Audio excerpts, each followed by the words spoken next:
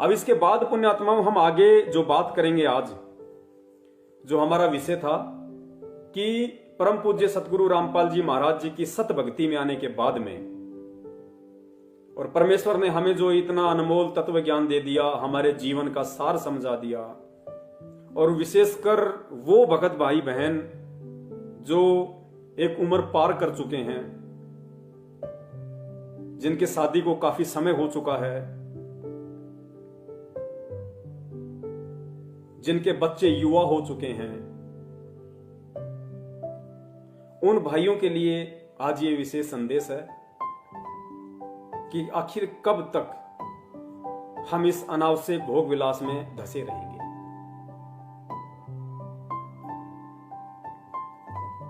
ये बहुत ही निंदनीय कर्म है, बहुत ही घटिया कर्म है, विशेषकर उन आत्माओं के लिए। और उस समय जबकि हम इतने वर्षों से परम पूज्य गुरुदेव की शरण में हैं, हमारे बच्चे हमारे सर के बराबर हो चुके हैं, उसके बाद भी यदि हम इस अनावश्यक भोग विलासिता में रत हैं, तो ये कहीं न कहीं गहनता से सोचने और विचार करने का विषय है। मैं ये नहीं कहूंगा कि आप इससे दूर हट जाइए, आप इससे दूर हो जाओ, आज के बाद नहीं इस प्रक्रिया में पांव धरना, ये दास नहीं कहेगा। सत्सेवकों का काम केवल संदेशा देना है ज्ञान आधार से, और संदेशा भी वही हम दें, वही हम दे सकते हैं, वही संदेशा देने के हम लायक हैं, अधिकारी हैं, जिस संदेश को सबसे पहले हम अपने ऊपर लागू कर सकें। वरना दास ने पहले ही बना दिया कि करनी तज कथनी कथे अज्ञानी दिन रात, कुत्ते ज्यों भोकत फिर सुनी सुनाई बात। दास कुत्ता श्रेणी में, कुत्ता क्रम में नहीं आना चाहता, इसलिए परमात्मा ने दास को हिम्मत दी, सद्बुद्धि दी, दास को प्रेरणा दी, जो आप जीव तक ये संदेशा पहुंचा रहा हूं। तो पुण्यात्माओं, अब इतना समय बीत जाने के बाद में, और ये भली बात समझ में आ गया कि भाई अनंत युग हो गए, करोड़ों जन्म हमारे मानव के हो गए, उनमें हमने राजाओं के जन्म भी लिए हैं, पूंजीपतियों के जन्म भी लिए हैं, और उन जन्मों में हमने कितनी भोग विलासिता की होगी, कितने कुकर्म किए होंगे, कितनी कितनी शादियां की होंगी, कितने कितने वर्षों तक हमारी आयु थी, फिर भी इस मन भड़वे की तृप्ति नहीं हुई। तो पुण्यात्माओं, अब इस परमेश्वर के मार्ग में आने के बाद, आज से पहले जो किया सो किया, लेकिन उसके बाद एक सोचने का विषय बनता है कि हम किस दिशा में बढ़ रहे हैं, फिर हम कब उस परमात्मा की प्राप्ति के लायक बनेंगे, कब हम उस परमात्मा के चरणों में एक भगत कहलाने के अधिकारी बनेंगे।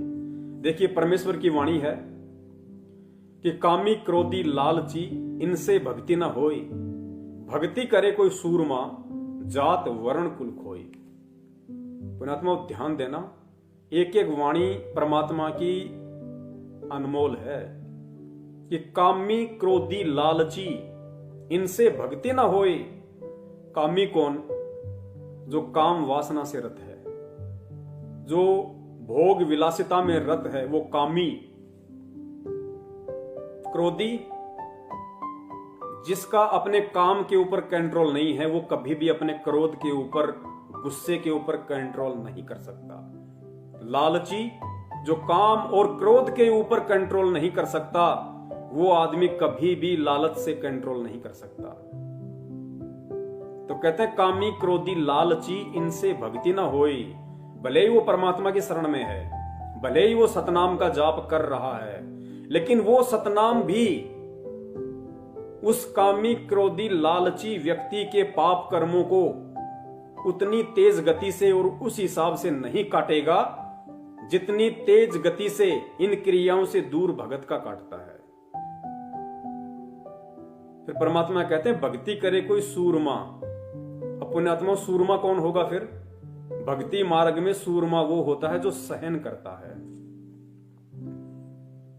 काम वासना इतनी आसान चीज नहीं बताई गुरुदेव ने कि उसको चुटकियों में छोड़ दिया जा सकता है या उस पर इतना जल्दी कंट्रोल किया जा सकता है। लेकिन हाँ, परम पूज्य परमेश्वर सतगुरु रामपाल जी महाराज जी के इस मार्ग में सत भक्ति और सत मंत्रों के प्रभाव से, परमेश्वर से प्रार्थना करने से, दंडवत प्रार्थना करने से, भीख मांगने से परमेश्वर दया करते हैं और पूरे विश्व में यही एक भक्ति मार्ग है, यही एक भक्ति है, सतमंत्र हैं जिनके प्रभाव से इन तीनों पे कंट्रोल किया जा सकता है, इनको डाइल्यूट किया जा सकता है परमेश्वर के आशीर्वाद से, इनके प्रभाव को डाइल्यूट निष्क्रिय किया जा सकता है। हमारे ऊपर इन गुणों का, काम क्रोध लालच का वो अटैक नहीं हो सकता जो अटैक एक भक्तिहीन प्राणी पे होता है। तो परमात्मा ने बताया कि इस ज्ञान को आधार बना के, अपने सतगुरु पे विश्वास करके, सतगुरु से प्रार्थना करके, यदि तुम इस काम क्रोध लोभ लालच से हटने की कोशिश करोगे तो परमात्मा तुम्हें उसी तेज गति से सहारा भी देगा। और जो परेशानी तुम्हें आएगी, क्योंकि काल बहुत ज्यादा तरीकों से, जब आप एक बार अपने सतगुरुदेव जी के चरण कमलों में बैठ के उनसे अरदास करके, उनसे प्रार्थना करके कि हे परमपिता परमेश्वर, बहुत हो चुका है, अब आप ही की प्रेरणा से, आप ही ने ये सद्बुद्धि दी है इन चीजों से दूर हटने की, परमात्मा दास पे दया करना। दास अपनी तरफ से पूरी कोशिश करेगा, लेकिन हे परमपिता परमेश्वर, जब तक आप अपना पंजा इस दास के शीश पे नहीं रखोगे, तब तक परमात्मा मैं चाहे लाख कोशिश कर लूं, चाहे लाख मन बना लूं, मैं इन विकारों से दूर नहीं हट सकता। परमात्मा आपका आशीर्वाद, आपकी रजा विशेष है, इसके बिना संभव नहीं है। और पुण्यात्माओं, जब वो भगत ये प्रार्थना करके परमात्मा से और इस विरत की भोग विलासिता से, इस काम क्रोध से जब दूर हटने का मानस बना लेगा, तो पुण्यात्माओं फिर ये काल भगवान भी उन संचित कर्मों का दबाव उस भगत पे उतना ही ज्यादा डालेगा। उसके सामने ऐसी ऐसी परिस्थितियां खड़ी कर देगा, ऐसे ऐसे दृश्य उसके सामने खड़े कर देगा, ना चाहते हुए, कि इसको वो भोग विलासिता, काम वासना सताए, बार बार इसके दिमाग पे अटैक करे। आप मोबाइल में देखोगे, आपको ऐसे ऐसे चित्र, ऐसे ऐसे छोटे छोटे वीडियो आपको ना चाहते हुए दिखाई देने लग जाएंगे, विशेषकर उस समय के बाद जब आप इन चीजों से दूर हटने का मानस बना लोगे। काल उतना ही ज्यादा हमारे ऊपर हावी होगा। मार्केट में जा रहे हो, पता नहीं कैसे कैसे आपको दृश्य दिखा देगा, मोबाइल में कैसे कैसे दृश्य ना चाहते हुए भी आंखों के सामने आ जाएंगे। और भी बहुत सारे तरीके जो भी ये काल कर सकता है, उस तरीके से दबाव बनाने की कोशिश करेगा कि वापस इसी को उस गंदगी में धकेलूं, ये बाहर ना निकल जाए। और पुण्यात्माओं, उन परिस्थितियों में इस ज्ञान को आधार बना के, परमात्मा को पल पल अपने पास समझ के, उनका प्यार भरा पंजा अपने शीश पे समझ के, जब हम संघर्ष करेंगे, जब हम सामना करेंगे उनका, और जो दिक्कतें हमें आएंगी, जो पीड़ा हमें महसूस होगी, पुण्यात्मा, उसमें हमारा तप बनेगा। तप, क्योंकि गुरुजी ने बताया कि इस भक्ति में भी तप है। गुरुजी ने बताया, यदि ऐसी स्थिति में तुम्हारे सामने कोई परिस्थिति खड़ी होती है और तुम उसका सामना करते हो, संघर्ष करते हो, काल तुम्हें उस गंदगी में धंसाने की कोशिश करता है, और तुम परमेश्वर के ज्ञान को आधार बना के जब उसका सामना करोगे, तो गुरुदेव ने बताया कि वो तुम्हारा मानसिक तप होगा, क्योंकि काल मानसिक चोट करेगा। तो वो तुम्हारा मानसिक तप, और उस तप के बदले तुम्हारी भक्ति बन रही है। फिर गुरुदेव ने बताया कि जैसे तुम्हें कोई गालियां निकालता है, तुम्हें कोई बुरा भला कहता है, या तुम्हारे गुरुदेव को कोई बुरा भला कहता है, तो हो तो तुम भी जीव, पांचों विकार तुम्हारे अंदर भी हैं, तीनों गुण हैं। तुम्हारे को भी गुस्सा आएगा कि मेरे गुरुदेव के विषय में ऐसा कैसे बोल दिया इस नालायक ने। अभी बताता हूं इसको। तो पुण्यात्माओं, उस स्थिति में जब गुरुदेव के ज्ञान को आधार बना के कि भाई गुरुदेव ने बताया कि आवत गाड़ी एक है, उल्टा होए अनेक, कहे कबीर ना उल्टी और रहे एक की एक। और परमात्मा कहते हैं कि कहते को कहीं जान दे, गुरु की सीख तू ले, साकट और समान को उल्ट जवाब ना दे। दुष्ट व्यक्ति को और कुत्ते स्वभाव वाले व्यक्ति को गुरुदेव कहते हैं बेटा उल्टा जवाब मत देना, कबीरा आप ठगाइए और न ठगिए कोई, आप ठगाए सुख होत हैं और ठगे दुख होए। जब हम उसकी किसी भी प्रकार की गालियों का या अपशब्दों का कोई भी प्रत्युत्तर नहीं देंगे, और नहीं देंगे मतलब हम उस जहर को पी रहे हैं, हमारे अंदर वो गुस्सा आएगा, क्रोध आएगा, लेकिन गुरुदेव के ज्ञान को आधार बना के, शिक्षाओं को मद्देनजर रखते हुए जब हम सामने वाले के अपशब्दों को सहन करेंगे, उसकी गालियों को सहन करेंगे, तो परमेश्वर कहते हैं बच्चों वो तुम्हारी वाणी का तप बन रहा है, वो तुम्हारी वाणी का तप बन रहा है, और उस तप के बदले तुम्हारी भक्ति बन रही है। फिर गुरुदेव ने बताया यदि नौबत कोई ऐसी पहुंच जाती है कि कोई तुम्हारी पिटाई कर देता है, धक्का मुक्की कर देता है, थप्पड़बाजी कर देता है, और तुम उसका प्रत्युत्तर परमेश्वर के ज्ञान आधार से नहीं देते हो, कि भाई गुरुदेव ने बोल रखा है कि हम आज तो भगवान पे विश्वास रखेंगे, अगर हम चुप रहेंगे तो परमात्मा उसका हिसाब अपने आप कर देगा, तो कहते हैं तुम्हारे वो शरीर का तप बन रहा है। तो इसी प्रकार पुण्यात्माओं, जब हम इन चीजों से दूर हटने का मानस बनाएंगे और दूसरी तरफ काल भगवान की तरफ से जब हमारे ऊपर दबाव डाला जाएगा, और उस दबाव को जब हम परमपिता परमेश्वर जी के ज्ञान को आधार बना के, उनके आशीर्वाद को पल पल अपने शीश पे रख के जब हम उसका सामना करेंगे, तो गुरुदेव कहते हैं वो तुम्हारी वाणी का भी तप बन रहा है, तुम्हारा मानसिक तप भी बनता, तुम्हारे शरीर का भी तप बन रहा है, और फिर वो परमेश्वर तुम पे प्रसन्न होगा। अब ये कहते हैं ना कि पवनदास कहता है कि गुरुदेव ने सारनाम नहीं दिया, सारनाम नहीं दिया। अरे गुरुजी ने तो सबको सारनाम दिया है, रोहतक में भी हजारों को सारनाम दे दिया, ये कैसे कह सकता है कि गुरुजी ने अभी तक किसी को असली सारनाम नहीं दिया। पुण्यात्माओं, जिन जिन को ये सारनाम मिल चुका है, जो ये कहते हैं कि हमें गुरुदेव ने अपने मुंह से सारनाम दे दिया, या कोई ये कहता है कि हमें रोहतक आश्रम से सारनाम मिल गया, वो एक बार अपने अंदर झांक के देख लें कि काम, क्रोध, लोभ, लालच से वो कितने दूर हैं। 15-15 साल के बच्चे कहते हैं कि हमें सारनाम मिल गया। पुण्यात्माओं, ये विचार करने की बातें हैं ये, क्योंकि पुण्यात्माओं सतनाम से हमारे पाप कर्म क्षीण होते हैं। गुरुदेव ने बताया कि सतनाम तक की भक्ति से हमारे पाप कर्मों का सत्यानाश होता है, सफाया होता है। तो जो व्यक्ति अभी तक सतनाम की कमाई से, जिसकी सतनाम की कमाई उसको दिखाई नहीं दी, और दिखाई देने का मतलब क्या है, गुरुदेव ने बताया कि ये जो कामी, क्रोधी, लालची, ये जो काम क्रोध हैं, ये तुम्हारे सतनाम की कमाई से समाप्त होंगे। अगर तुमने इनके ऊपर विजय प्राप्त कर ली, विजय प्राप्त करने का मतलब आप दास का समझ सकते हैं कि जब तुम इन चीजों से पीछे हट जाओगे, परमेश्वर के ज्ञान को आधार बना के, तो सोचो तुम्हारा सतनाम तुम्हारे साथ है, तुम्हारे गुरु का आशीर्वाद तुम्हारे साथ है, तुम्हारा सतनाम काम कर रहा है। यदि तुम परमेश्वर की इस वाणी के अनुसार कि कामी, क्रोधी, लालची, इनसे भक्ति न होई, भक्ति करे कोई सूरमा, जात वर्ण कुल खोई, जब तुम इन विकारों पे परमेश्वर के आशीर्वाद से उस स्तर की विजय प्राप्त करके इनसे दूर हटके और सूरमा वाली स्थिति में आ जाओगे, या आ रहे हो धीरे धीरे, तो सोच लेना कि तुम्हारा सतनाम काम कर रहा है।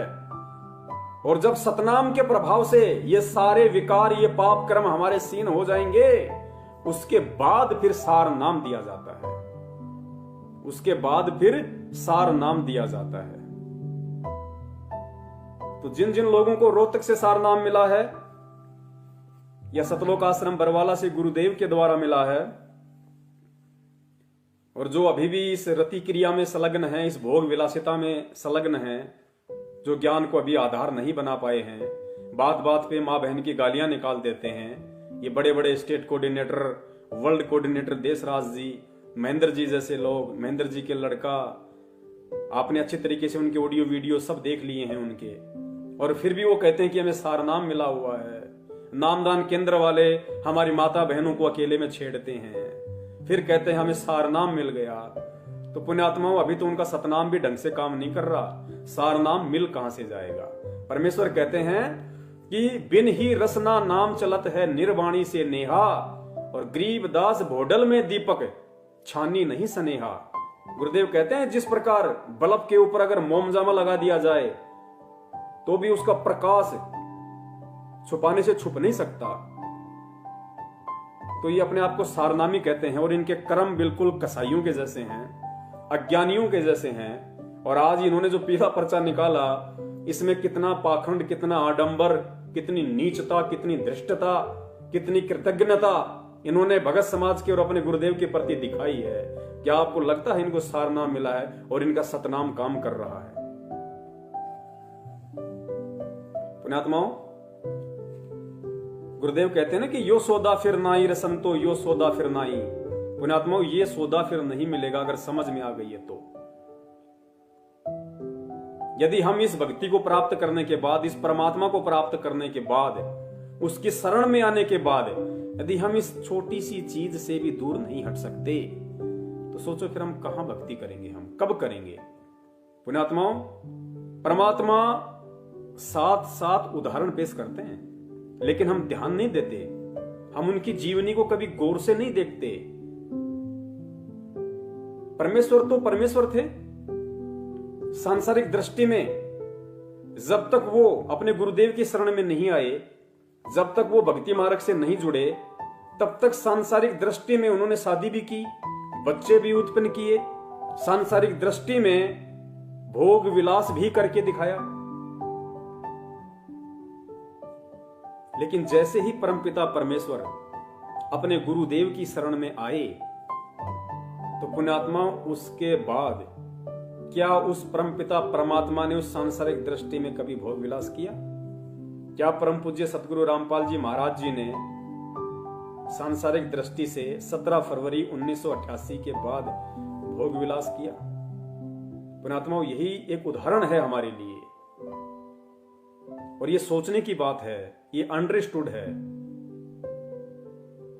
जब भगत इस भक्ति की गहराई में जाएगा, जब उसको अनुभव होगा कि मैं किसकी शरण में हूं, मेरे गुरु के रूप में कौन है और वो मुझे किस लिए और कहां से चल के लेने के लिए आया है, और उसने मुझे इस पूरे ब्रह्मांड की सबसे अनमोल वस्तु दे दी है, और अब की बार मेरा ये जीवन वट वृक्ष का अंतिम पत्ता है, अंतिम लीफ है। जब इतना यदि भगत को समझ में आ जाएगा तो पुण्यात्मा वो खुद विचार करना शुरू कर देगा कि परमेश्वर की वाणी है कि भग भोग्या भग उपजय। भग कहते हैं योनि को, स्त्री योनि को भग। परमेश्वर ने कहा कि भग भोग्या भग उपजय, और भग से बचा ना कोई, और जो कोई भग से बचे भगत कहावे सोए। तो पुण्यात्मा गुरुदेव की इस वाणी के अनुसार असल में भगत भी वो कहलाएगा। आज हम कह देते हैं पवन भगत, फलाना भगत, दिखना भगत, लेकिन भगत है कौन? असल में भगत कौन है कि भग भोग्या भग उपजय, कि हे नादान प्राणी, जब तक मेरी शरण में आने के बाद भी तू इस काम वासना में, इस रति क्रिया में, इस अनावश्यक भोग विलासिता में डूबा रहेगा। भग भोग्या भग उपजय, अगर तू इसी रति क्रिया में लगा रहा तो चाहे तू मेरे से कोई सा भी नाम प्राप्त कर ले, तुझे वापस भग से जन्म लेना पड़ेगा। भग भोग्या भग उपजय, जब तक तू उस भग का भोग करता रहेगा तू भग से पैदा होता रहेगा, और भग से बचा न कोई, यानी बिना परमात्मा के आशीर्वाद के, उसकी शरण के, इस भोग विलासिता से कोई नहीं बचा। फिर कहते जो कोई भग से बचे, तो भग से कौन बचेगा? जो भगवान की शरण में होगा, जिसके ऊपर उसके गुरुदेव का पंजा होगा, जो सत भक्ति कर रहा होगा, जो साक्षात भगवान की शरण में होगा। इस 21 ब्रह्मांड में भग से वो बच सकता है। और परमेश्वर की वाणी है कि जो कोई भग से बचे, इसका मतलब भग से बचेंगे, भग से भी बचेगा भगत। कब बचेगा? किसकी शरण में आने के बाद? उस परम पिता परमेश्वर, पूर्ण परमेश्वर की शरण में आने के बाद। तो पुण्यात्माओं, ये हमारा और आप और हमारा सौभाग्य है कि हम उस परम पिता परमेश्वर की शरण में हैं आज। तो कहते हैं भग, जो कोई भग से बचे भगत कहावे सोए, उसके बाद तो वो भगत कहलाएगा, भगत। और भगत के बाद फिर आता है दास। भगत के बाद नंबर आता फिर दास का। हम तो लिख देते हैं पवन दास, रामचंद्र दास, फलाना दास, दिखना दास। परमात्मा कहते हैं पहले भगत तो बन ले, दास का नंबर तो बहुत दूर है। गुरुदेव कहते हैं दासा तन नेड़े नहीं और नाम धरावे दास। और भाई पानी के पिए बिना कैसे बुझेगी प्यास। दास बनने के लिए तो बहुत कुछ बलिदान देना पड़ेगा, कुर्बानी देनी पड़ेगी इस भक्ति मार्ग में। इन कुरीतियों की, इन पाखंडों की, आडंबरों की, इन तीनों गुणों की, इन 25 प्रकृतियों की, काम, क्रोध, लोभ, मोह, अहंकार की, इनकी बलि देनी पड़ेगी। परमात्मा कहते हैं उसके बाद तू भगत बनेगा, दास बनेगा। और जब परमेश्वर का ज्ञान उनके आशीर्वाद से जैसे जैसे भगत को समझ में आता जाएगा, क्योंकि पुण्यात्माओं इन चीजों से दास ने पहले भी कहा, परमात्मा भी कहते हैं कि जब यहां से बड़े बड़े नहीं बच सके, शंकर भगवान जैसे नहीं बच सके, जो 88 हजार वर्ष तक जिन्होंने तप किया काम का नाश करने के लिए, नारद जी जैसों ने हजारों वर्षों तक तप किया कि मैंने काम पे विजय प्राप्त कर ली। परमात्मा कहते हैं वो नहीं बच पाए तो तुम्हारी क्या औकात है, तुम तो जीव श्रेणी में हो, वो तो देव श्रेणी में है, महादेव श्रेणी में है। जब वो नहीं बच पाए तो इस काल बलि के लोक में तुम कैसे बच पाओगे इन सब चीजों से। लेकिन बच पाओगे क्यों? क्योंकि तुम पूर्ण परमात्मा की शरण में हो।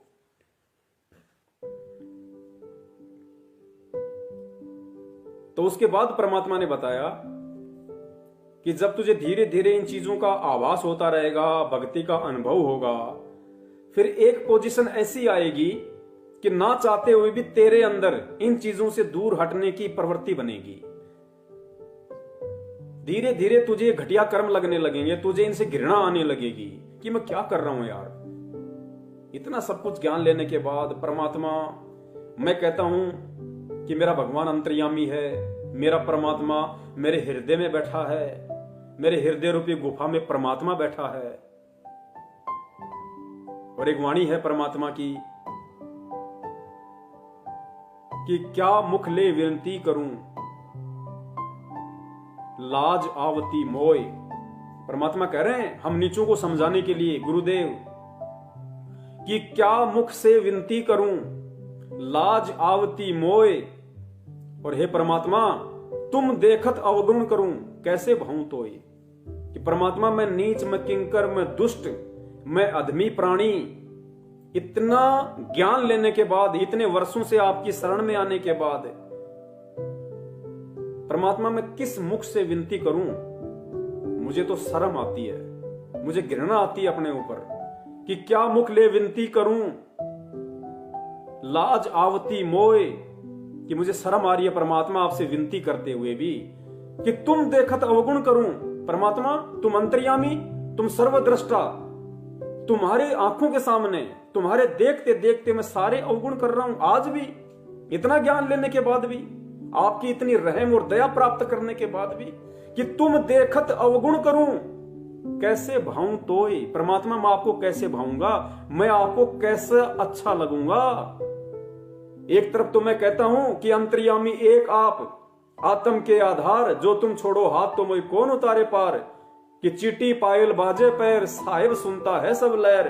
कि मेरा गुरुदेव, मेरे गुरुदेव भगवान अंतर्यामी हैं, पल पल की जानते हैं, सबकी जानते हैं, सोचने से पहले की जानते हैं। और उस अंतर्यामी के सामने तू इतना ज्ञान लेने के बाद भी उस गंदे और घटिया, निंदनीय कुकर्म, भोग विलासिता में, काम वासना में रत है। तो कहने को परमात्मा हम उन्हें कह रहे हैं, कहने को हम उन्हें अंतर्यामी कहते हैं, लेकिन पुण्यात्मा हम विचार करें, क्या वास्तव में हम उन्हें अंतर्यामी मान रहे हैं?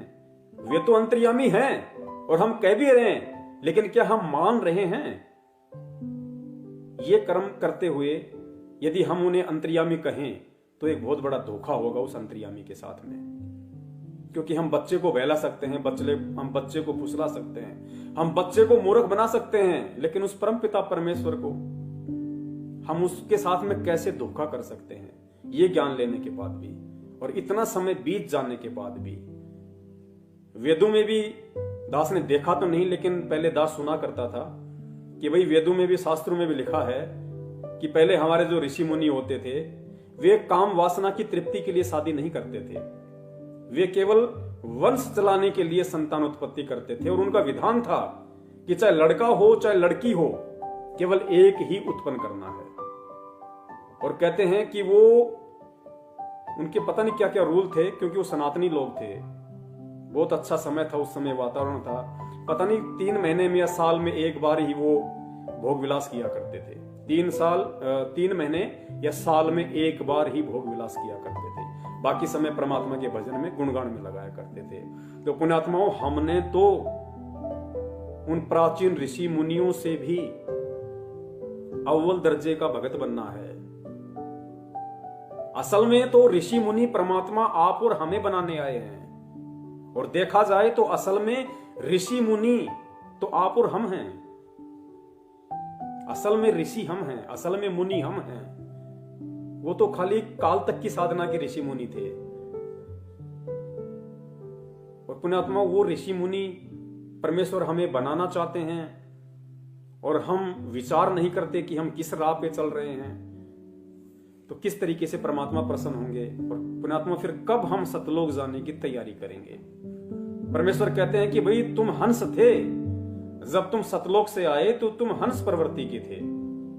क्योंकि गुरुदेव ने बताया कि जो हंस होता है और जो काग होता है, वो दोनों एक ही सरोवर पे रहते हैं। और जो काग होता है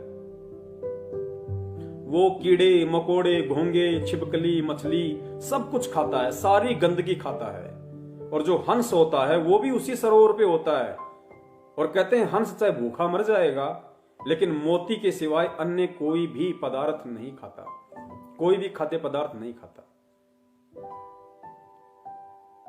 तो पुण्यात्माओं, इस परमात्मा के इन सत्संग रूपी सरोवर में डुबकी लगाने के बाद भी, आज भी यदि हम इन चीजों से दूर ना हटके और वो काग वाली प्रवृत्ति में ही रत रहेंगे, तो हम कब हंस कहलाने के लायक बनेंगे और कब हम उस हंस प्रवृत्ति के बन के सतलोक जाने के काबिल बनेंगे। क्योंकि वहां तो कागों के लिए जगह नहीं है, वहां तो परमेश्वर को हंस प्रवृत्ति के चाहिए। ठीक है, हम जैसे सतलोक से आए थे वैसे तो नहीं बन सकते, लेकिन कम से कम हम कोशिश तो करें। और कोशिश करेंगे तो परमेश्वर कहते हैं फिर कोशिश करने वालों की हार नहीं होती है। और बाकी जो बचा खुचा मैल होता है वो फिर परमात्मा मान सरोवर पे स्नान करवा के वहां काटेंगे। लेकिन हम उस लायक तो बने कि परमात्मा मान सरोवर तक ले जाके हमारे बाकी के बचे खुचे वो गंदे कर्म, वो आवरण वो हटा सके। हम उस लायक तो बने कम से कम। तो पुण्यात्माओं, शुरुआत हमें करनी पड़ेगी, चाहे आज कर दो चाहे कल कर दो। और गुरुदेव ने बताया कि भाई शरीर का कोई भरोसा नहीं है। ये ना सोचो कि तुम सत्सेवक हो, तुम बहुत अच्छे भगत हो, ज्ञान को आधार बना के चल रहे हो, तो तुम्हारी तो परमात्मा ने 100 वर्ष की आयु दे दी। हमारे कितने उलझे हुए संस्कार हैं, हमारे कितने अनंत युगों के पाप कर्म हैं, कितने हमारे संचित कर्म हैं, इन चीजों का हमें इतना आभास नहीं है जितना परमात्मा जानते हैं। काल कब किस छोटी से छोटी गलती को भी आधार बना के हमारे ऊपर अटैक कर दे। क्योंकि परमात्मा कहते हैं ना कि काल कसाई तक तक मारा यो पग पे बाणा। वो बिल्कुल पैनी नजर है उसकी, घात लगा के बैठा है, घात लगा के। स्पेशली सत्सेवकों पे ध्यान रखना। तो हमें बचने की कोशिश करनी है और परमेश्वर के ज्ञान को आधार बना के। क्योंकि जब तक हम ज्ञान की गहराई में नहीं डूबेंगे, जब तक हम परमेश्वर को परमेश्वर नहीं मानेंगे, तब तक पुण्यात्माओं इन चीजों के विषय में आप, इनको त्यागने के विषय में आप सोच भी नहीं सकते। क्योंकि उसके बाद ही, क्योंकि सबसे बड़ा मूल मंत्र दास हरबार कहता है और भक्ति का विधान भी है कि सतगुरु रूप में धरती पे स्वयं परमात्मा प्रकट है। और जब तक हम अपने सतगुरु में परमात्मा को अपने हृदय से नहीं देख लेंगे, जुबान से नहीं, कहने से नहीं, जब तक इस ज्ञान को आधार बना के, इस भक्ति अनुभव को साथ में लेके, जब तक अपने दिलो दिमाग से, अपनी आत्मा से, अपनी अंतरात्मा से, अपने हृदय की गहराइयों से हम अपने गुरु में साक्षात परमात्मा नहीं देखेंगे, तब तक तो पुण्यात्माओं हमारी भक्ति शुरू भी नहीं है। इन चीजों को त्यागने के विषय में सोचना तो बरसों बाद की बातें हैं। तो हम कोशिश करें सबसे पहले ज्ञान को आधार बना के सतगुरु को पहचानने की कि सतगुरु के रूप में धरती पे कौन है।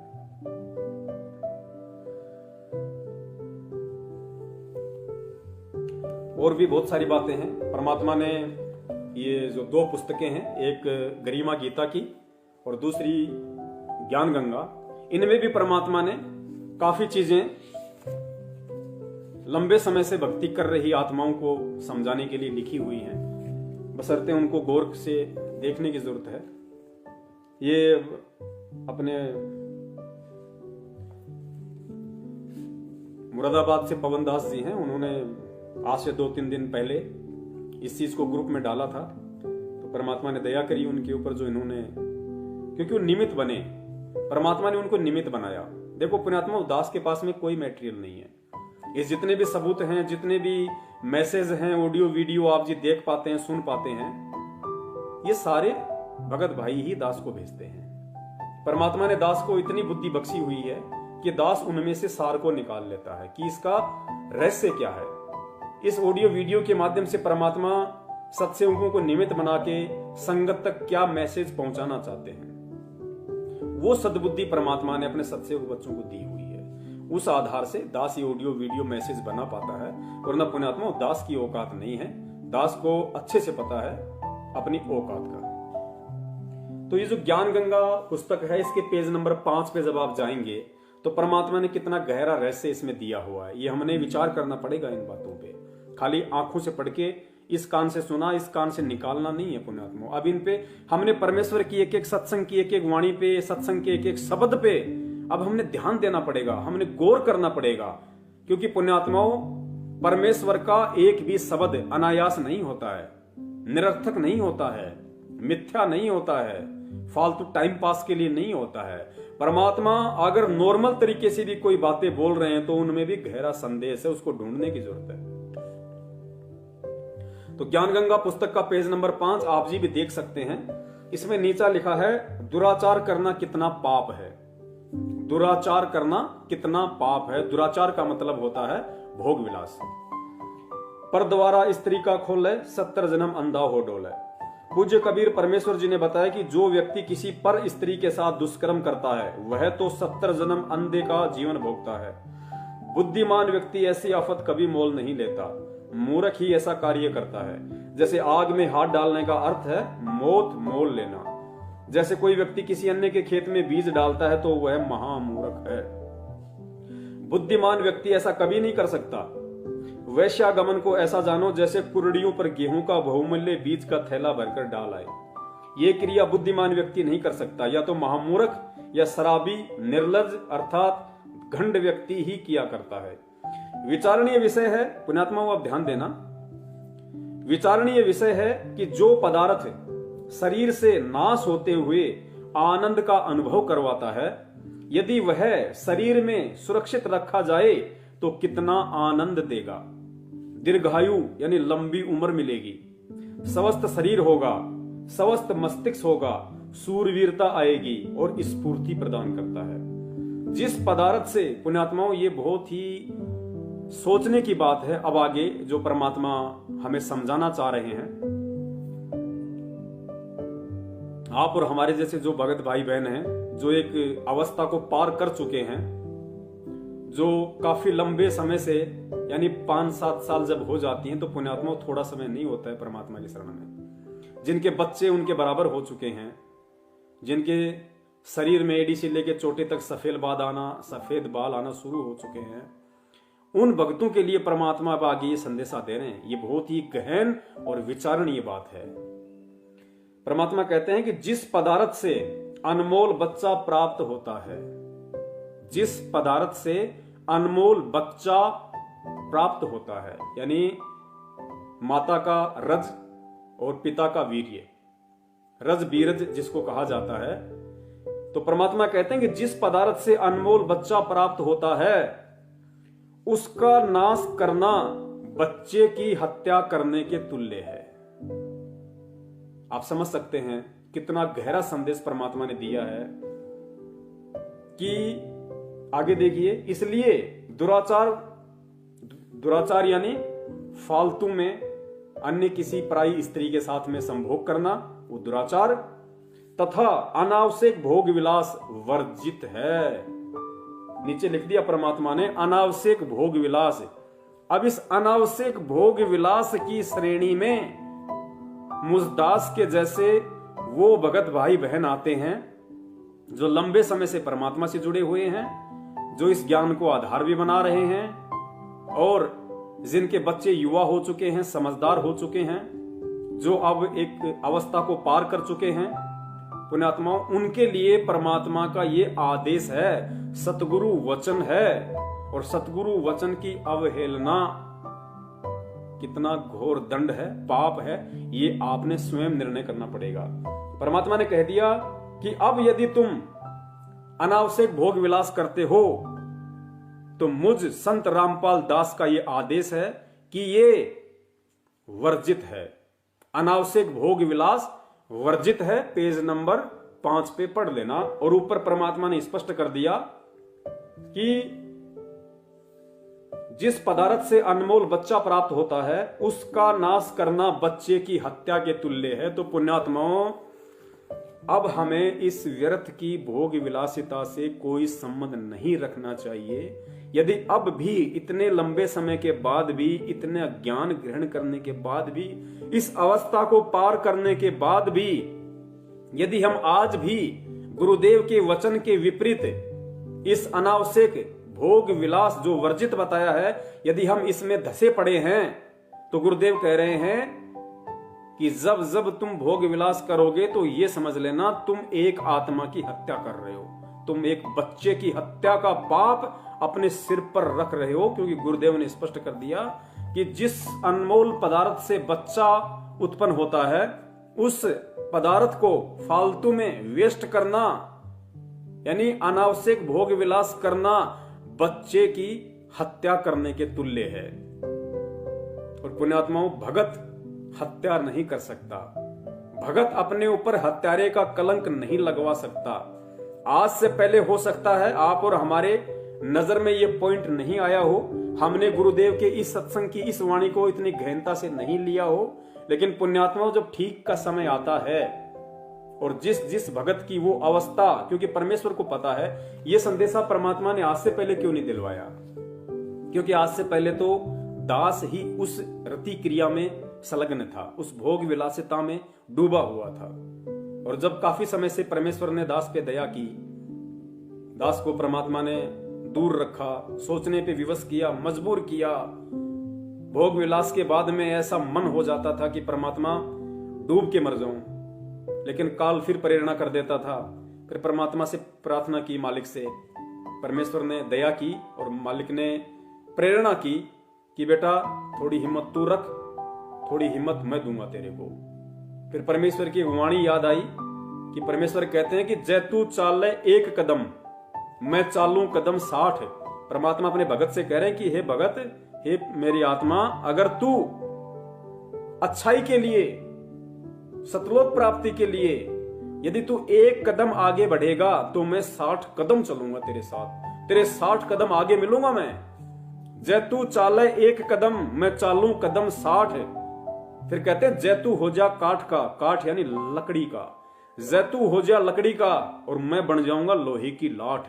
परमात्मा कहते हैं तू एक बार लकड़ी की तरह अडिग होके बन के तो देख, मैं तेरे पीछे लोहे का खंभा बन के खड़ा हो जाऊंगा, फिर तुझे झुकने नहीं दूंगा, तुझे टूटने नहीं दूंगा, तुझे शर्मिंदा नहीं होने दूंगा, काल का प्रभाव नहीं होने दूंगा।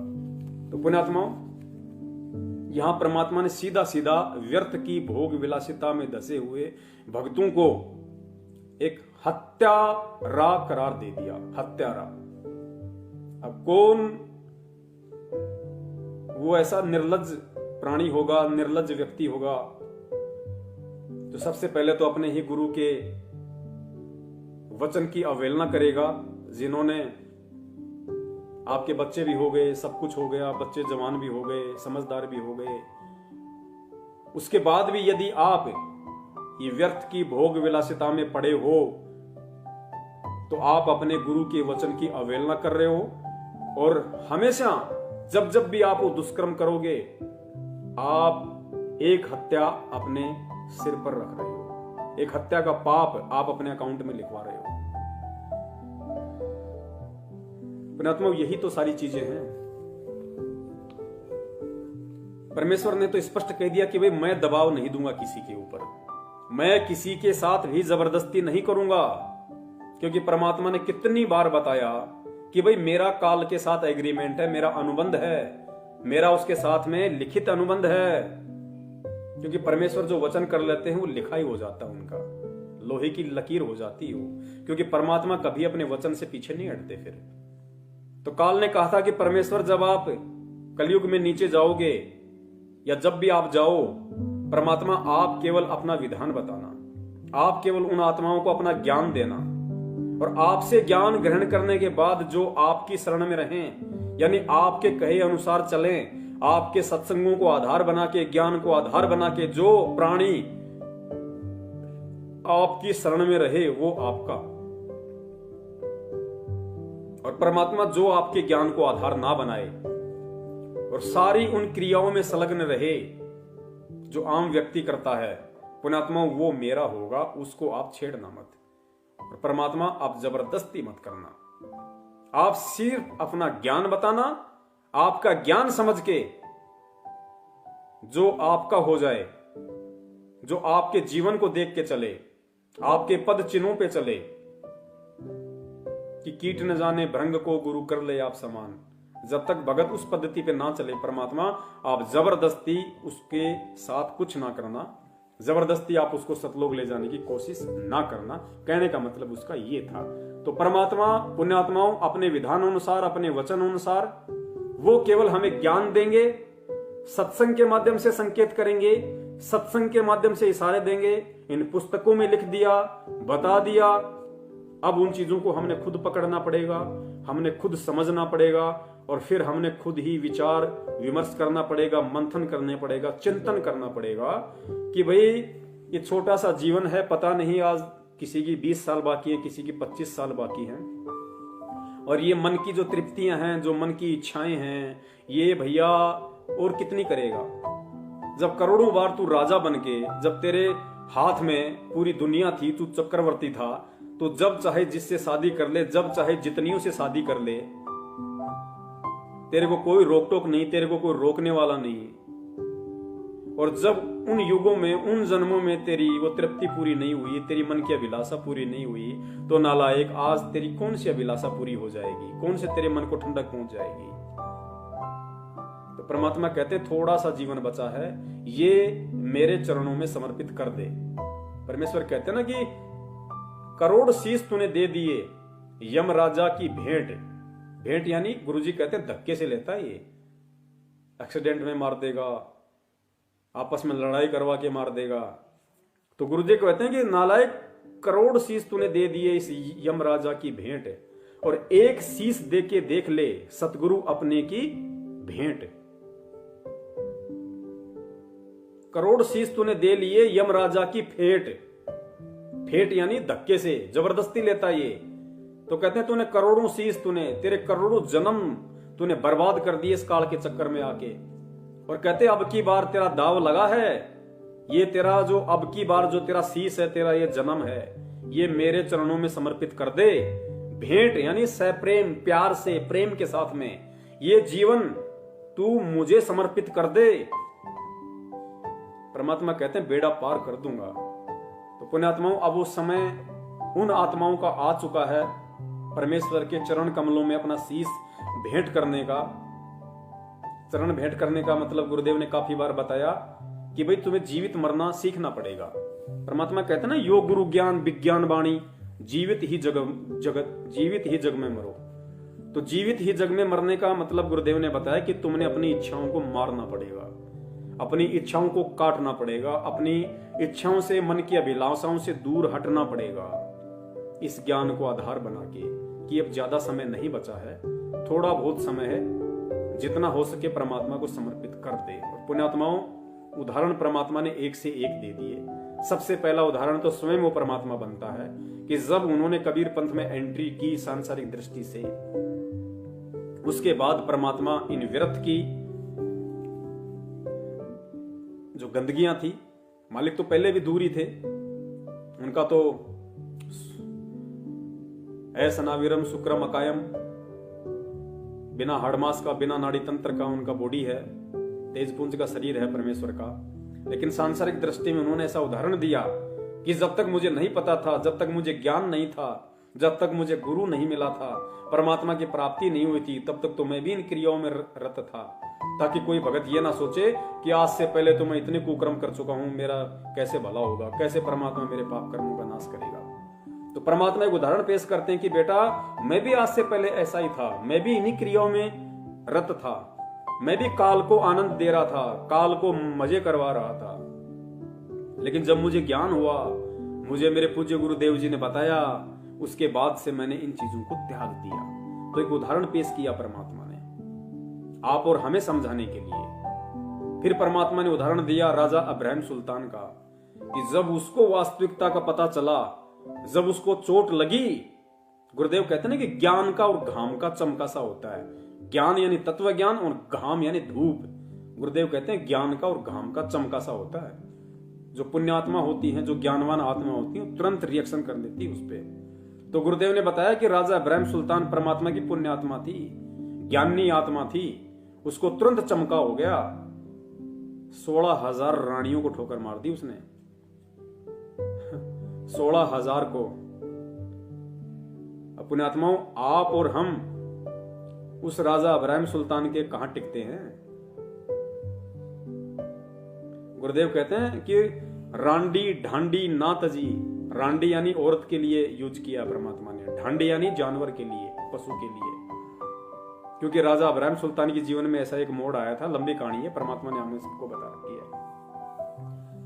तो परमात्मा कहते हैं एक जीव के लिए कि रांडी ढांडी ना तजी, वो नर कई काग, वो तो कौवे हैं जिनसे ये भगवान की शरण ग्रहण करने के बाद में, परमात्मा से ज्ञान लेने के बाद में, ये रांडी भी नहीं त्यागी जा रही। रांडी त्यागने का मतलब ये नहीं कि हम अपनी भक्तिमतियों को छोड़ दें। आज जो भक्तिमती हैं वो भी परमात्मा की शरण में हैं, हम भी परमात्मा की शरण में हैं। अगर परमेश्वर भगत को प्रेरणा करते हैं तो परमात्मा को पता है कि जीवन में कोई और मोड़ ना आ जाए, इसके लिए परमात्मा अपनी उस बेटी में भी उतनी ही प्रेरणा करता है। उसको भी परमात्मा अंदर वो प्रेरणा कर देता है, वो भी उन चीजों से विरक्त होने लग जाती है। तो परमात्मा कहते हैं रांडी ढांडी ना तजय, ये नर कहिए काग। और भाई बलक बुखारी ने छोड़ दिया थी कोई पिछली लाग, उसके कोई पिछले जन्म के अच्छे संस्कार थे, भक्ति कर्म थे, जिसने एक झटके में 16,000 एक से एक नवी नवेली रानियों को छोड़ दिया। किसी से तो 2 महीने पहले शादी की थी, किसी से 5 दिन पहले की होगी। परमात्मा ने कहा कि उसने जब उस पुण्यात्मा को ज्ञान हुआ, उसको ये झटका लगा कि नादान कहां अपना जीवन बर्बाद कर रहा है, कहां काल को मजे लुटवा रहा है, कहां उसका भोजन तैयार कर रहा है सूक्ष्म रूप में, ये वासना रूपी गंदगी इकट्ठी करके। तो परमात्मा कहते हैं 16,000 रानियों को मुंह काला करके निकल गया। अब पुण्यात्मा हम अपना विचार कर ले अब कि उस समय उस पुण्यात्मा ने, क्योंकि ना तो मोबाइल थे, ना टीवी था, ना रेडियो था, ना चिप थी, ना परमात्मा जा जाके इतने सत्संग करते थे पुण्यात्मा, उसके बावजूद भी उन आत्माओं में भक्ति की इतनी अलख लगी, इतनी जागरूकता आई उनके अंदर परमात्मा प्राप्ति की।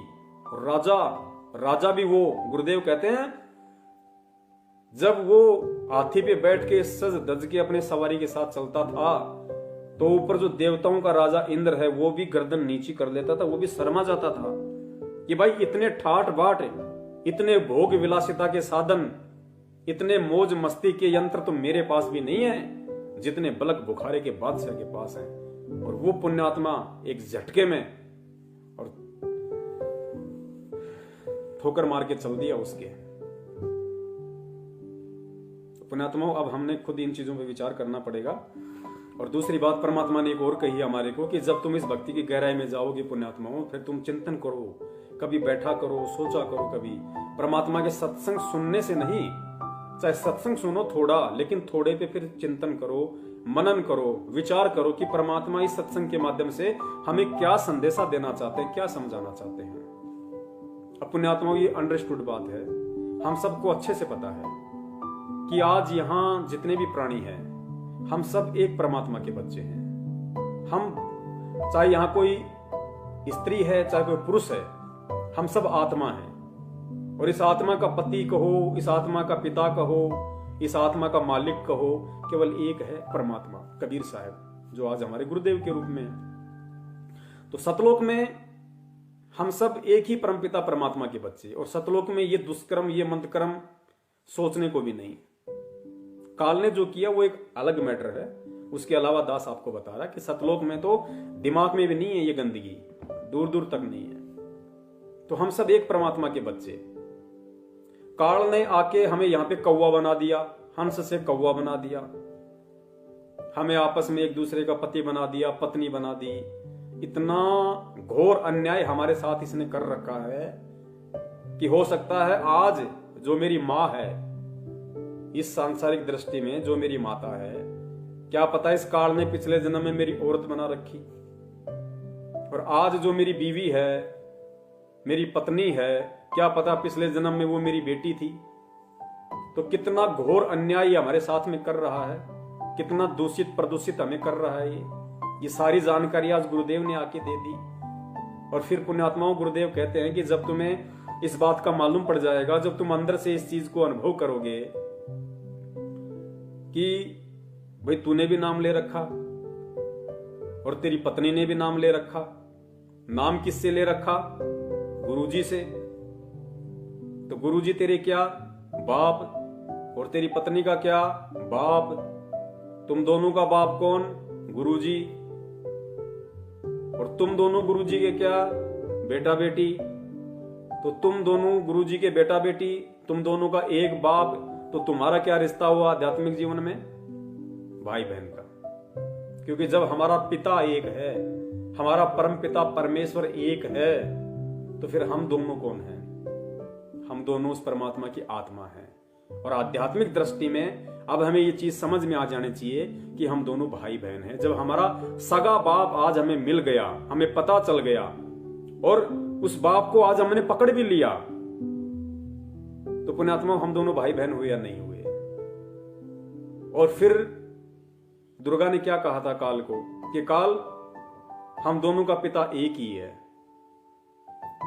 और हम दोनों भाई बहन हैं। दुर्गा ने उससे बहुत विनय की थी कि हम दोनों भाई बहन हैं क्योंकि हमारा पिता एक है। इस दृष्टिकोण से हम दोनों भाई बहन हैं। और भाई बहन का ये गंदा कर्म नियमों के विरुद्ध है। ये बहुत ही निंदनीय कर्म होगा भाई बहन का। तो हमने उस संदेश को पुण्यात्मा को ध्यान रखना है। आज वही परमात्मा हमें आके मिल चुका है, ज्ञान दे दिया, समझा दिया, और हम उसकी शरण में हैं। अब हम भाई बहन की संज्ञा में आ जाते हैं। और इस अवस्था को पार करने के बाद में पुण्यात्माओं, इस मैसेज को वो आत्माएं ज्यादा सीरियस ना लें जिन आत्माओं की अभी रवेणी नहीं हुई है।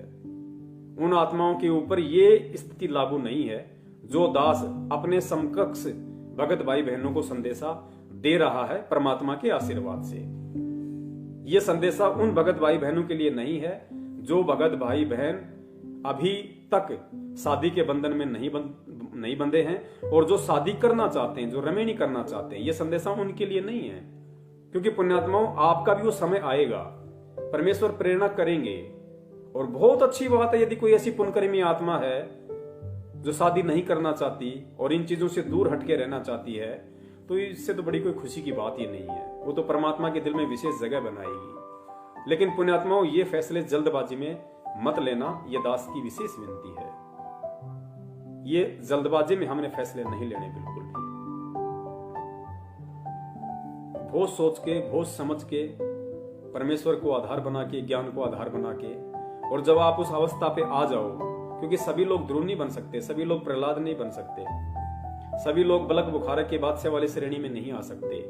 एक समय आएगा, यदि हम परमात्मा की शरण में आ गए हैं, हम यदि उनकी भक्ति मर्यादा में रह के कर रहे हैं, तो वो समय आएगा, वो सबका समय आएगा।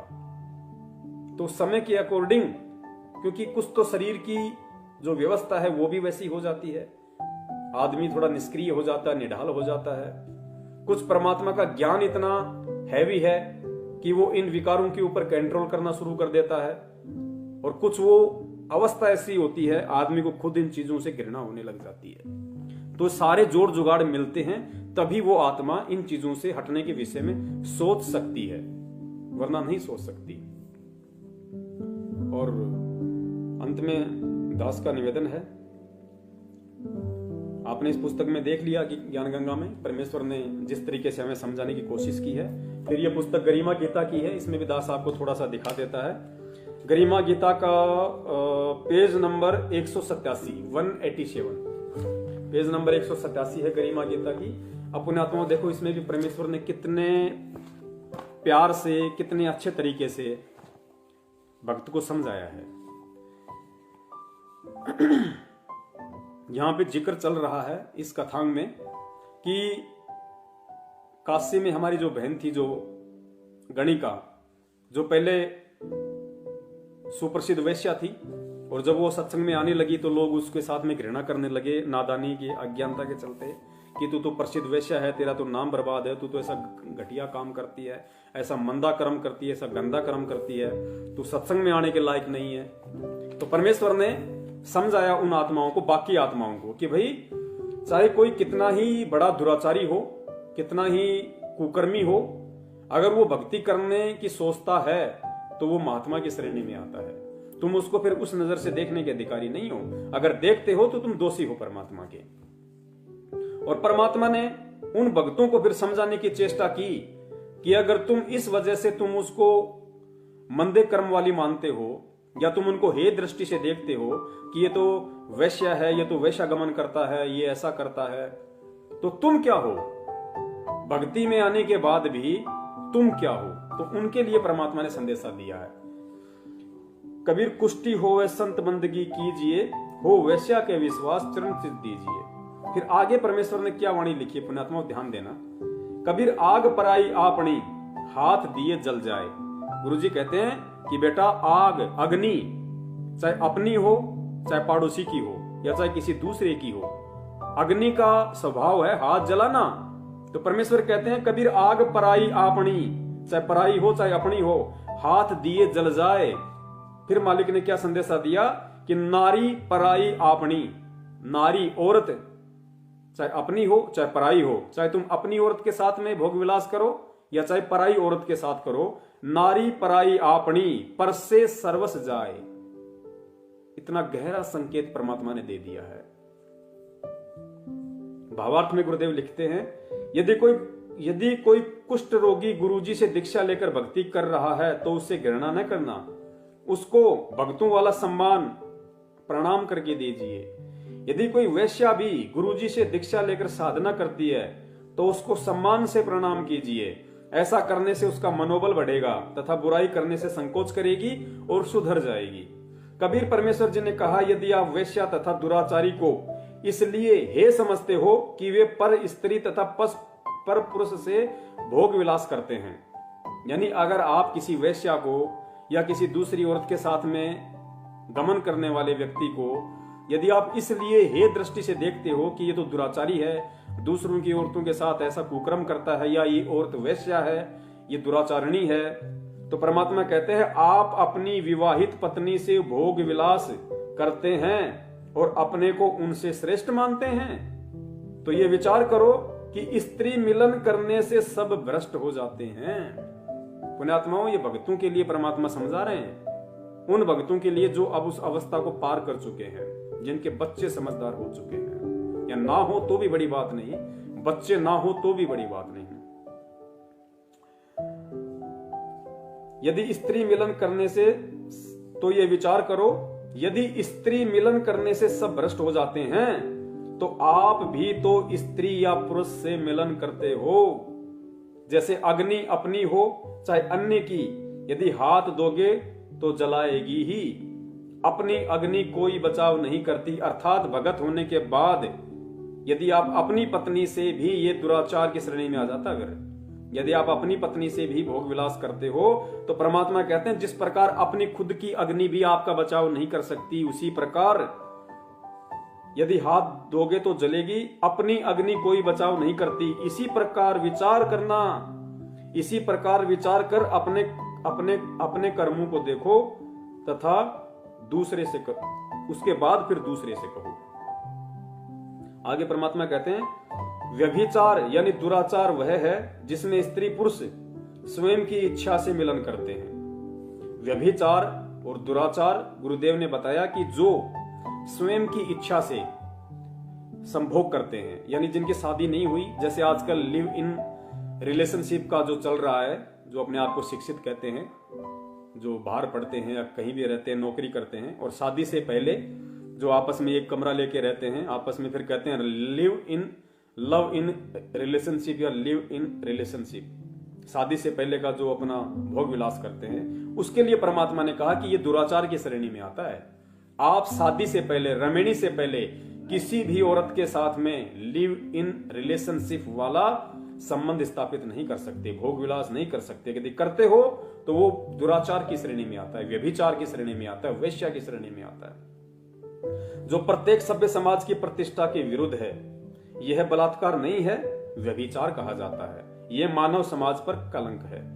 और बलात्कार वो है जो किसी लड़की या स्त्री को उसकी सहमति के बिना बलपूर्वक संभोग पुरुष द्वारा किया जाता है, वो नारी के लिए अभिशाप है, समाज के लिए अति पीड़ादायक तथा शर्मनाक है, जो क्षमा के योग्य नहीं है। उसे दंडित किया जाना चाहिए। सुधरने के लिए भी सजा के दौरान अपने विचारों की पुस्तक तथा सत्संग सुनाए जाए। उस व्यक्ति को चाहिए कि अपनी गलती को सार्वजनिक करे, जिसे समाज के अन्य सिरफिरों को नसीहत लगे, उसकी रूह कांप जाए, उसको पता चले कि जरा सी चूक से जीवन नष्ट हो जाता है।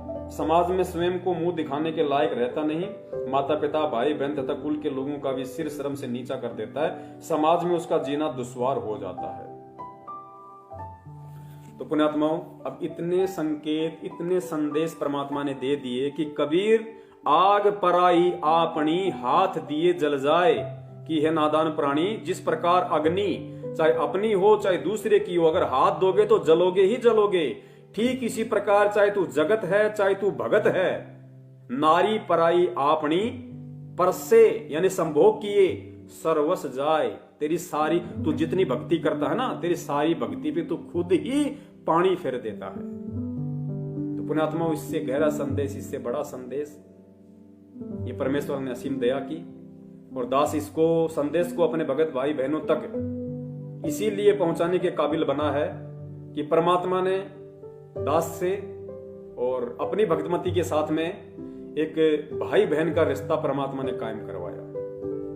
और परमात्मा ने हम दोनों आत्माओं के अंदर ये प्रेरणा की, क्योंकि जब हम ये घटिया कर्म करते थे तो पुण्यात्माओं हम अंदर से मतलब सुखी नहीं होते थे, हमें बहुत ही निंदनीय लगता था, लेकिन काल प्रेशर की वजह से हम पीछे नहीं हट पा रहे थे। लेकिन काफी समय से परमेश्वर ने दया की, बहुत ही विचार किया, विमर्श किया कि भाई अब जीवन का लक्ष्य है क्या। ना हम कोई पैसे के पीछे भग रहे, ना हम कोई मकान के पीछे भग रहे, ना हम कोई गाड़ियों के पीछे भग रहे, ना हम कोई राजा मंत्री बनने के पीछे भग रहे। हमारा मकसद क्या है, हम देखे तो सही कि हम कहां खड़े हैं। हम आज यहां हैं, 2 महीने बाद कहीं और जाके मकान ले रहे हैं, फिर कहां भग रहे हैं। ना हमारा कुछ आगे, ना हमारा कुछ पीछे। मकसद क्या है हमारा? हमारा इतना बड़ा परिवार है, ये चल कैसे रहा है, कैसे चल रहा है? अच्छे अच्छे लोग डूब गए इस लॉकडाउन में। जो लोग फॉर्च्यूनर में चलते थे 20 लाख की गाड़ी में, 30 लाख की गाड़ी में, वो मोटरसाइकिल पे आ गए। और परमात्मा ने उसी लॉकडाउन में मुझ जैसे नीच को 70-70, 80-80 हजार रुपए की कमाई दी परमात्मा ने, रोड पे खड़ा करके। तो ये विचार करना फिर जरूरी बन जाता है कि मेरे पीछे कौन है, और जब मेरे पीछे मेरा परमात्मा है तो मेरा मकसद क्या है। जब मेरा मकसद दुनिया की संपत्ति इकट्ठा करना नहीं है, मेरा मकसद अपने बच्चों को पढ़ा लिखा के कोई वकील, जज, इंजीनियर, डॉक्टर बनाना नहीं है, मेरा मकसद कोई 50 लाख की बिल्डिंग ठोकना नहीं है, सोचना भी नहीं, तो पुण्यात्मा फिर मेरा मकसद क्या है और मैं किस लिए इस भगवान से जुड़ा हूं। ना मेरे रिश्तेदार मेरे हुए, ना मेरे गांव वाले मेरे हैं, ना और कोई लोग मेरे हैं। सबको परमात्मा ने आजमा के दिखवा दिया, और विपत्ति में केवल यही गुरु मेरे सामने खड़ा रहा, मेरी पीठ पीछे खड़ा रहा, मुझे हाथों में लेके चला। तो मेरा मकसद क्या है? अगर आज भी मैं इस मकसद को समझ के और इन घटिया कर्मों से दूर हटके अगर मैं अपने परम पिता परमेश्वर, अपने पूज्य गुरुदेव जी के चरणों में अपना तन मन धन समर्पित नहीं करता हूं, तो मेरे से बड़ा कृतज्ञ जीव और कौन होगा, जिसने मुझे इतना सब कुछ दिया, इतना उपकार दिया, मुझे संभाल के रखा हर विकट परिस्थिति में। और परमेश्वर कहते हैं कि कृतघ्नि भूले नरलोई, कृतघ्नि भूले नरलोई। नरलोई, नर यानी इंसान, लोई यानी औरत।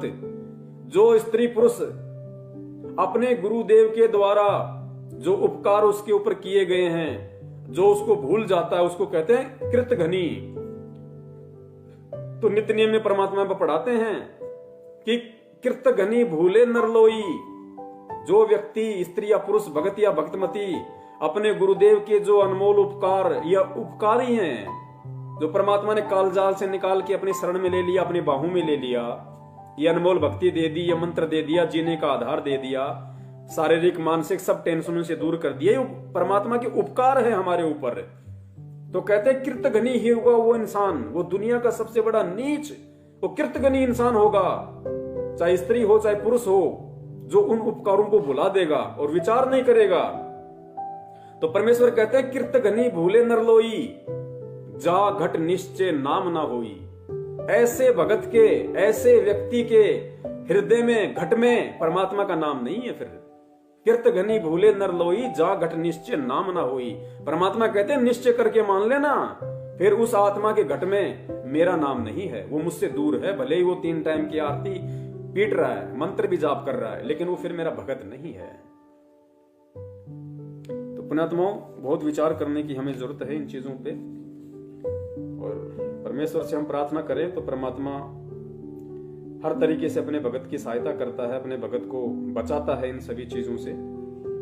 और जिन जिन भगत भाई बहनों को परमात्मा यदि प्रेरणा करें और इस भक्ति मार्ग में आगे बढ़ने की परमेश्वर उनको सद्बुद्धि दे, जिस प्रकार मुझ जैसे नीच पे, और अब तो खैर मैं अपनी बहन ही कहूंगा, उसी हिसाब से दास अपना बल्कि व्यवहार करता है।